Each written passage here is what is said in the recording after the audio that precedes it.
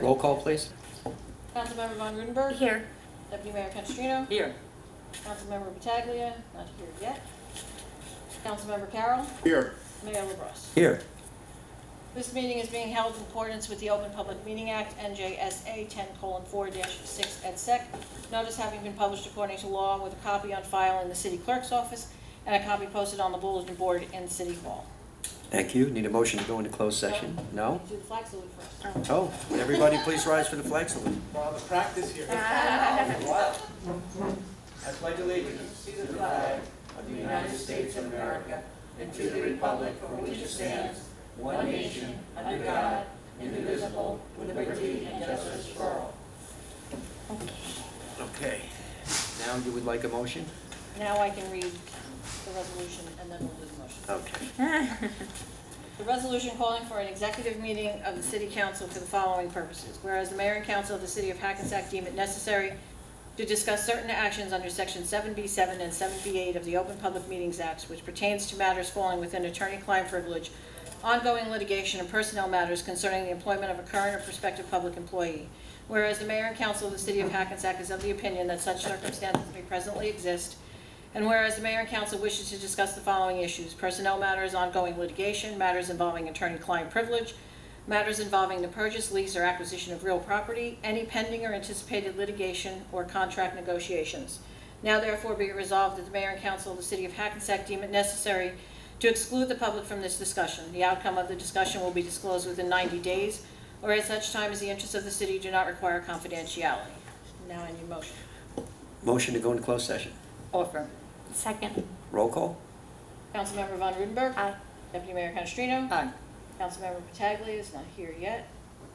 Councilmember Carroll. Aye. Mayor LaBrus. Aye. Okay. And of course, I'll make the announcement after the meeting as to any specific cases that were discussed as usual. We're up to the manager's agenda. Okay. We'll move right into the manager's agenda. Should I just basically just jump in and say? Oh, we yeah, did- do your legal thing.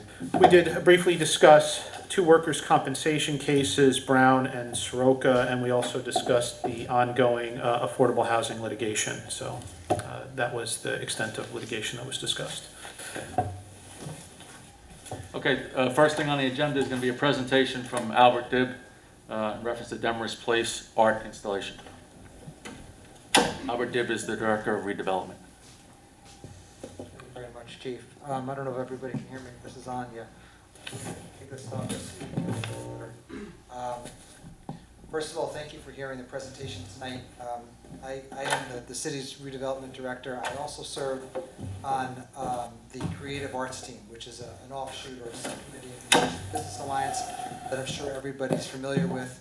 The Main Street Business Alliance had partnered, I should say the city partnered with an organization called Northern New Jersey Community Foundation and Arts Bergen, which is an offshoot of that group. We have been talking for years about activating Demarest Place. This should not come as any surprise. Aaron had just reminded me that I was actually before this body 3 years ago talking about a grant that we had just won from the Together North Jersey, which I'll mention later. And I know we're starting late, so in the interest of time, I'm going to try to jump through this, but if I miss any obvious salient points, please let me know. This is a list of the projects that we had partnered with the Main Street Business Alliance and Arts Bergen. The mural that everybody's familiar with, we had done a catwalk exhibition as part of a street festival. We had partnered with Hohokus School to do comedy dinner shows. There's a number of projects, and we're very proud of the progress we've made and the projects and various events that we've put on with these partnership organizations. Here's another list of it.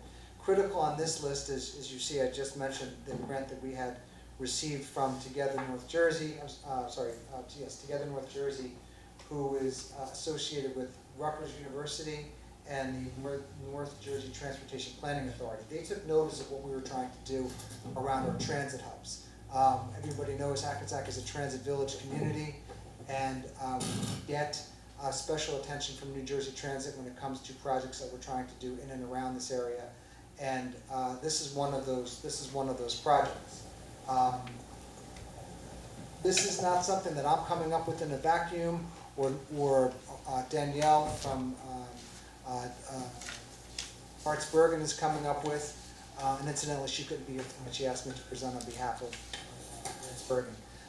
This is something that came from a series of public events, public charrettes, public participation projects that we had done, where we collected input and feedback from something like 400 participants.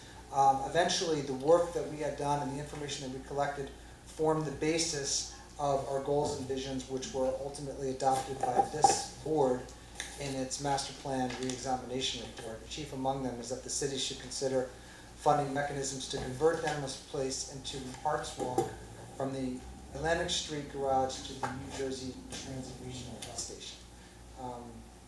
That sentiment is also echoed in a later provision, which says that the city should consider proposals coming out of the 2017 Hackensack Creative Placemaking Strategies Lab to use or to create public art infrastructure and to make the pedestrian walkway at Demarest Place more inviting and interesting. This next slide shows you sort of a bird's eye view of what the area is. Demarest Place was at one point a vehicular throughway that came from Moore Street on the east to Main Street. It is a connector to not only the train station, the bus transfer station, but also parking lot A in the back. And if you go around the corner, it brings you right out onto Atlantic Street and the Atlantic Street garage. So it's a well-trafficked area, and it's an area that people see. It's one of the reasons why the arts team decided that this was a good location for the mural, which you see here on the image on the right. That is the east side of Demarest Place, where in fact we want to do this project, which I will show you in a minute. We tried to do it on the image on the right is the west side. We tried to do it on the east side and determined that it wouldn't work out because of planned redevelopment at 132 Main Street, also known as the Sapphire. They're coming for site plan approval soon. And ultimately, they will do something nice with that segment of Demarest Place, and it'll be yet another venue to do temporary art and installations and have programming there. But for now, we're talking about a temporary pop-up display for rendering, which I'll show you. That was a recommendation from Together North Jersey. Recommendations from the public and all the conversations that we've had with members of the public. Creative lighting, rotating art installations, live performances, interactive art installations in particular, interactive murals, wind chimes, seasonal light displays. This project tries to incorporate all of the elements and everything that we heard from the community. And so this is it. This is something that we're temporarily calling, and the working title is Demarest Feels. It is a temporary interactive public art installation that visualizes in real time the moods of Demarest Place users and the extended community of Hackensack. Composed of a number of structures, the installation will reflect with color how residents and visitors feel on a daily basis. It is designed by Juan Lee Carrion, who's an Parsons art professor, somebody who's done a number of creative outdoor art installations. And what you're seeing here is a fairly crude rendering of what this might look like. And we're talking about 4 or 5 life-size, or I should say person-size, crystals that will be interactively controlled using smartphone technology or a kiosk, as you'll see in the right-hand side of the image. And people will be asked a series of questions, and that'll be inputted into a central computer that will eventually light up these displays. It is, depending on who you talk to, it's kind of hokey. Other people love it. Some people feel like it could be, it's definitely an engaging interactive art exhibit. I'll show you another picture of it here. It changes color over time. It could be moved.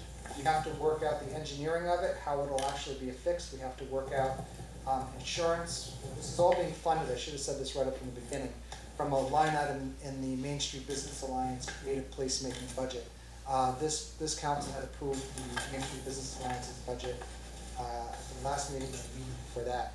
So there's a funding mechanism in place, and we feel that it is something that the community could use right now. I spend a lot of time on Main Street, I walk around at night, and I see new people starting to move into these apartments, and I keep asking myself, what a lot of people on Main Street are asking is, what is there to do? I mean, there's some dining, but right now there's nothing really going on. And other communities spend a lot of time, Jersey City, for example, Montclair is another example, trying to find interesting and artistic ways to engage people that live and work there.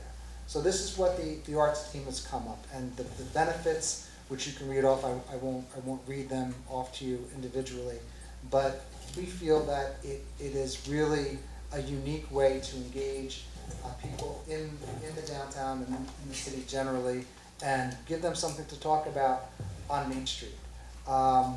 These are the conclusions. You know, we have support from Greater Bourbon Community Action, from Enberg Group, who's the developer doing the property next door. We have obviously support from the Main Street Business Alliance, whose board had unanimously approved this project. And the ask from the city tonight is to endorse it, really welcome it. And nobody's saying anybody has to love this, but I guess what I would say to anybody who says, oh, we hate it, is if not this, then what? You know, what else, what other ideas, how else can we engage the city? And we felt like we did a reasonably good job engaging the public to come to us and to engage them to figure out what the public wanted to see, and this is the concept that came out of that. So we want to continue to do our part to engage and bring the public into Hackensack, and we feel this is a good way to do that. And I guess with that, I will take any questions. Yes, Albert, could you go back to the picture?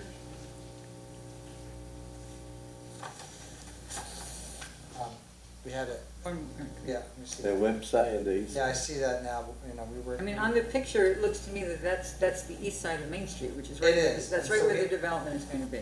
We had to switch sides, Deputy Mayor. We had to switch sides from the east side to the west side. So the picture you're So showing let is me not go. where it's going to be. Yeah, I'm sorry, Frank. This is all this. We had issues with connectivity. Or I remember what it looks like. So the Yeah. picture you just showed is not where it's going to be. It's going to be on The west side. the west side where the planter box You're going to is. swap it. Yes, and that's Okay. one of the things I think I jumped over. Okay, good. And I know because I told you that there's going to be construction there, That's so that right. would make absolutely no sense. Correct. Personally, I still think there's going to be a lot of construction in that area over the next couple of years. I think that part of the development agreement with the potential developer for that property is for them to reimagine what's happening on Demarest. And I think that whatever theme they come up with should be the theme that's carried and consistent across to the west side as well. Agree. My opinion is this is a waste of time and money for this location. And I would ask that, of course, we enjoy their work and we would love to see that work continue, but seeing that there's going to be a tremendous amount of construction going on right there in that spot, I really don't think it's the correct place to be engaging anything new until we see and we understand what the new plans are going forward. I think it's a valid concern. What I would say is this: in the interim, in the next 2 years that it takes for development to take hold and for people to move in, there's no art program in Hackensack. And But I mean, it's actually going to be dangerous there with construction. Do something somewhere else, enliven more along Atlantic Street, which is another main corridor. Well, this I is- would just stay away from Demarest Place, where we know there's going to be a lot of heavy-duty active construction, and we know there's going to be a total renovation of Demarest Place as part of that project. So I'm not saying not to do something in the city, I'm just saying I think this is a very poor choice of location now, knowing what's going on. And perhaps when they came up with this idea, we weren't this far along with the other project. But to my knowledge, there's no construction plan for the west side of it's Denver very Place. proximity. You know that street's going to be closed, it's going to be blocked.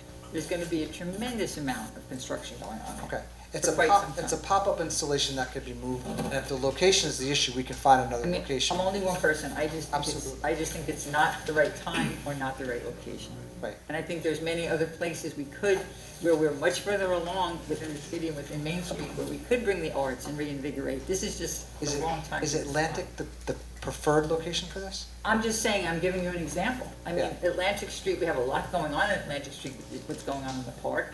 I think we're trying to enliven Passaic Street, although there's going to be more construction there as well. I think we have to look forward to what we know in the next couple of years is definitely going to be there. And it's definitely going to be, a hot spot for construction and development and streets being closed. And pick something that's maybe a little further along developmentally and maybe try something in that location. Okay. In the By interest the of, green, I'm sorry, Councilman, I didn't hear. The green also. by the Green, yeah, is another location. You also pull a lot of people from outside of Hackensack because you have all the county workers there. Okay, what I would ask that if there's a preference on type of art project or location for art project or timeline for art project, that the council make me aware of that. I think what we have right now is an engaged creative arts team looking to do projects that that comport and comply with what we've said we've wanted as a city in our master plan. And I don't think it's a good idea to leave them aimless. I think it's a better idea to engage them and provide feedback. I don't know if there's a member of this governing body that wants to do that, but without art, I don't know what we're going to do to engage But public. we're not saying that, we're just saying this is a bad choice of a location right now, knowing where we are with projects going on in that area. Appreciate it. I I will- think that the green is I excellent. agree. The The green is green, an by the excellent green. place. Okay, so with what I will do with that recommendation is go back to the creative art team and ask them that we provide concepts for this, there's nothing in particular about this concept that you don't like, aside from the location. Right. Okay. And it so sounds that- like it's portable, so It is, perhaps something absolutely. interesting like that on the green would work very well. Yeah. Okay, very good. Thank you so much for the Thank time you this all. evening. Thank you. Thank you for the feedback. Next up? Yep, next up is a discussion about resolution, this would be a resolution adopting the City of Hackensack debt management policy for fiscal year 2021, and CFO Jim Mangan would like to do his presentation on it. Okay, briefly, as the city manager indicated, tonight on the agenda is the adoption of the city's debt management policy. Just want to explain for a second where that came from. This goes back to the financial reform that we imposed back in 2014 in the wake of the tax appeal crisis. And what that did was that forced us to adopt a number of different practices. It increased our debt, so it changed the way that we looked at debt, the way we implemented debt. Also changed surplus. We changed the way we use surplus. The changes we made to surplus then became the adoption of a surplus policy. Tonight we're doing the same thing with debt management. We can change practices and procedures, but only the mayor and council can set policy. What that does is by setting the policy, there are now rules that we have to live by, okay? And the only way that we cannot live by them would be by resolution of the mayor and council to that policy. And basically, the debt management policy that we have, there's just 8 components. I'll just run through them real fast. Number 1 is to keep the annual budget appropriation for debt service at the 2017 level of approximately $10 million.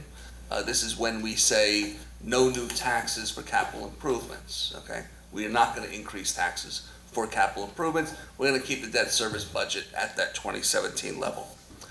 Number 2, before any project involving debt is to be considered by the governing body, a long-term debt service analysis will be performed to make sure or to confirm that projection that we can stay within budget. Number 3, should that long-term analysis indicate an opportunity that we can reduce that $10 million ceiling and sustain it, okay, we're going to then take that recommendation to the Finance Committee for a possible modification of this policy. In other words, that if we have the opportunity to reduce our debt service budget in the future, we're going to do that. Number 4, all debt is to be incurred at full project cost, inclusive of all grants, principal forgiveness, everything else. Number 5, grant proceeds must be used to retire any debt that's incurred before any other use, which is also spelled out in every bond ordinance that we do. 6, the debt instruments that we use will be determined based on cost effectiveness in the long term, not the short term. Even if the short term increases, but over the long term, if it decreases, that'll be the basis of how we decide what debt instrument we're going to use. Number 7, before the end of the year, all projects involving debt will be reviewed, and if there's any money left over, the project, the improvement authorization will be canceled. Any associated debt will also be canceled, and if the project has been, any unissued debt would be canceled, and if the project involves debt that has been issued, the improvement authorization will be canceled. That money will go into the following year's budget to pay down the debt even more. Okay? And finally, number 8, that this debt management policy will be adopted annually by the mayor and council the first year, the first meeting of every calendar year. Okay? This is considered a best practice by the credit rating agencies, okay? And it's something that, as I said, we've been doing anyway. Okay, so if we've been doing it anyway, let's codify it into a formal policy, just as we did with the surplus policy, and that's worked out well. Okay. Lastly, if you recall, I did do a presentation on all of our debt issues back at the June 15th meeting. So this is just the next logical step. Have any questions? A question, but I know we were just recently told we got a new rating. Yes, that's what I remember. Yes, Standard & Poor's increased the city's bond credit rating. We were a AA, we're now a AA+, according to Standard & Poor's. Good job, Jim.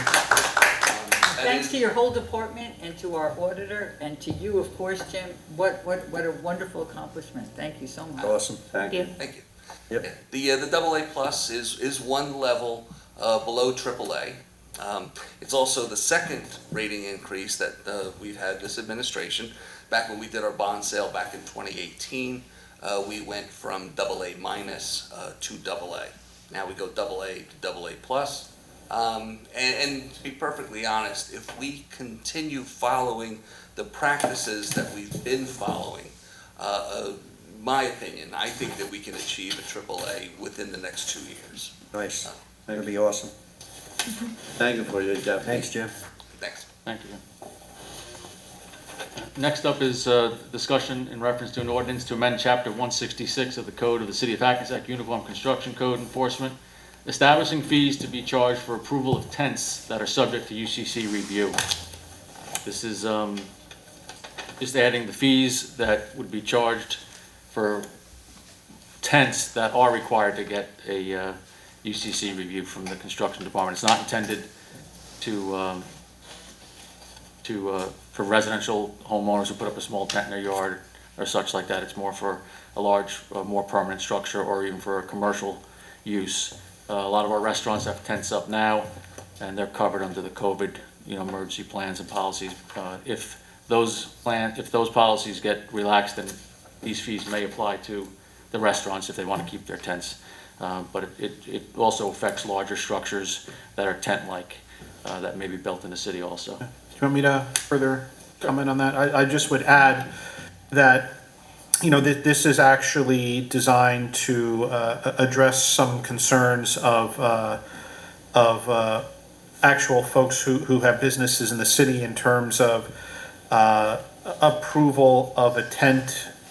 It's something that there's fairly limited times that you would actually need to get a UCC permit.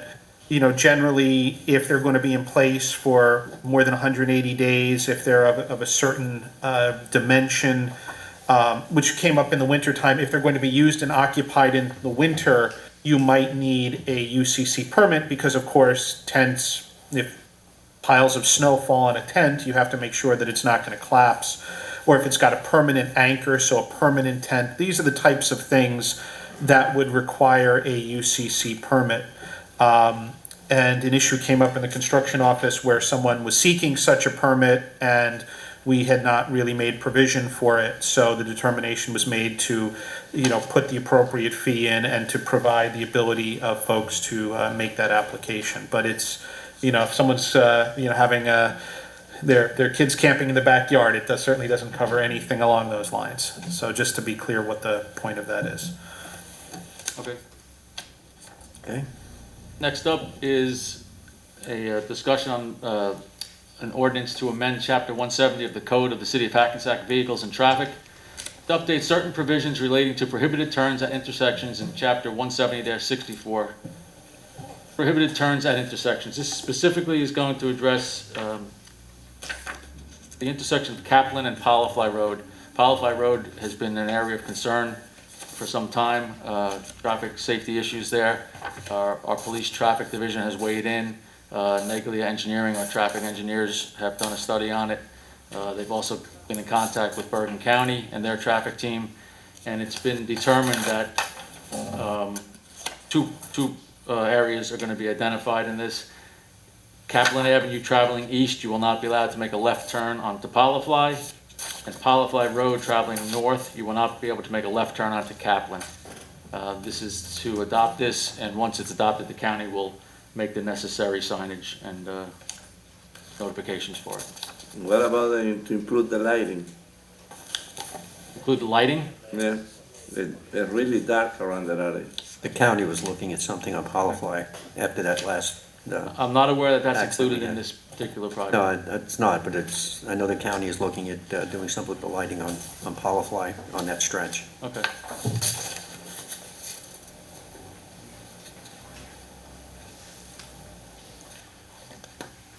The next item up for discussion, this was ordinance, no dogs permitted in Carver Park. On further review, this ordinance is going to be pulled for tonight, is that correct, Deb? Yeah. Okay, Carver Park currently, just so everyone's aware of the history here, Carver Park currently displays a sign, "No dogs allowed." The sign has been posted for many years. The city is unable to cite the violation since it's not noted within any city ordinance. This request for no dogs in Carver Park was brought to our attention due to several instances of dogs running loose in the park, in addition to dogs on leashes coming too close to people. The only other park that does not allow dogs is Atlantic Street Park, because this park is used for other purposes. We have the plays there, yoga, movies under the stars and such, which requires sitting in the grass area. So the city's intent is to accommodate the residents that enjoy Carver Park. We ask the residents to communicate if this is what they would like. In the meantime, we will continue to cite any violations of dogs off leashes. So that ordinance is being pulled tonight. But input is welcomed from the public, please. And I'll just point out, we do have an ordinance that will prohibit dogs in the splash pad Yes. at Carver Park. It's already prohibited, I believe, in the other splash pad, and this one just will be added to be consistent with that for obvious reasons, unless, of course, it's a service dog. Correct. Next item is the discussion in reference to resolution for the city of Hackensack fair share housing. I believe Steve's going to explain this. Yeah, so, hang on one second here. What's the exact resolution number on it? It's,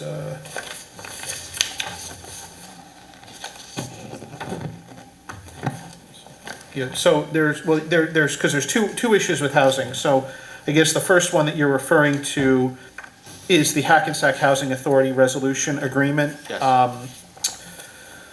As part of our affordable housing efforts and as part of our litigation with the Fair Share Housing Center, with the goal of reaching an agreement, a settlement agreement that would put the city in compliance with our fair share housing obligations, we've identified various types of what's called creditable affordable housing units, right? And there are certain rules and regulations that determine whether we get credit for those units for affordable housing purposes. DeZenzo Court is run by the Hackensack Housing Authority and does provide affordable housing. However, for COA purposes, in order for those units to be considered creditable and to further our affordable housing settlement efforts, You are not allowed to have a residency restriction, meaning that you limit it to only, for example, Hackensack residents. You have to be able to allow others to apply from outside of the community. These are the rules, and we are required to abide by them. So we have reached an arrangement with the Housing Authority to remove that residency requirement after there is an existing list, and the existing list will be drawn down. So those folks who are within Hackensack who are on the list, once space is made available for them, the list will be opened up to not just Hackensack residents, but others. As part of this, we are also working with the Housing Authority and have agreed to continue to work with them as to ways that we might be able to expand the units that are provided directly by the Hackensack Housing Authority, along with all of our other affordable housing efforts beyond working with them. There are a number of items that we are working on, and I'll briefly discuss that later in the meeting in terms of what we're doing with the ongoing litigation at Fair Share, the ongoing affordable housing litigation with Fair Share. So this is all part of the process, and is going to help us get a substantial way forward to providing the affordable housing opportunities that the law requires and that the council has been looking to achieve for some time. Thank you, Steve. We're good? Next on my agenda here is, this was a discussion.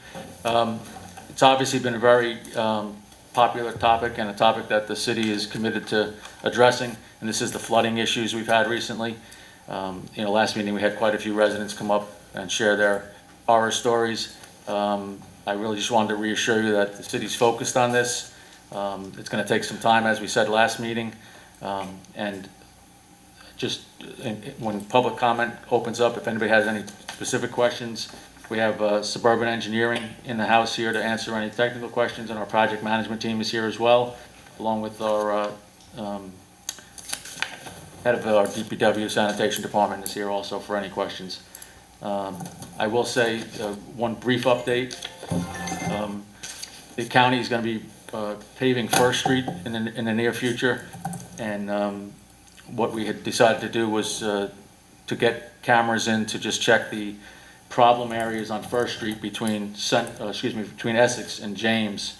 So we're going to have the camera crew in on the 17th just to check any areas that were previously identified by previous reports as possible problem areas. We just want to reassure everyone that if there's a problem, it'll be addressed before the street gets paved. So, an update will come once that happens.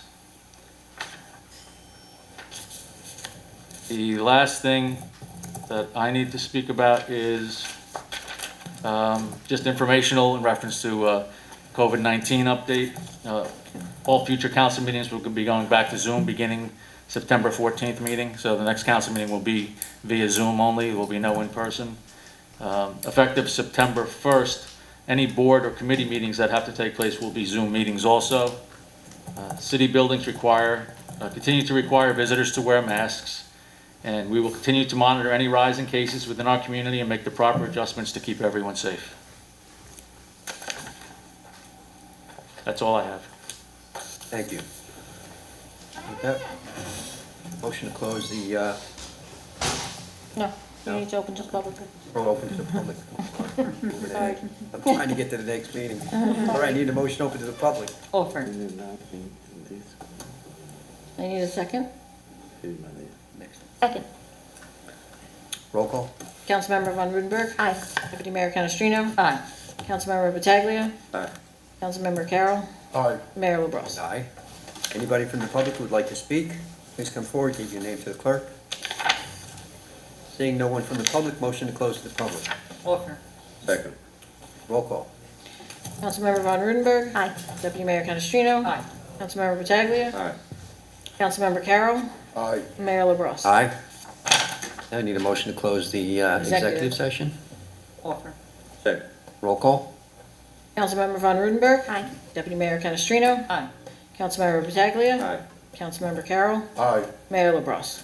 Aye. Now I need a motion to close the council of the hall. Offer. Second. Roll call. Councilmember Von Rudenberg. Aye. Deputy Mayor Canestrino. Aye. Councilmember Pataglia. Aye. Councilmember Carroll. Aye. Mayor LaBrus. Aye. Okay. Take a 2-minute break or go right into the meeting? Earlier. Yeah. Gonna take a 2-minute break, and then we'll start the next meeting. Thanks.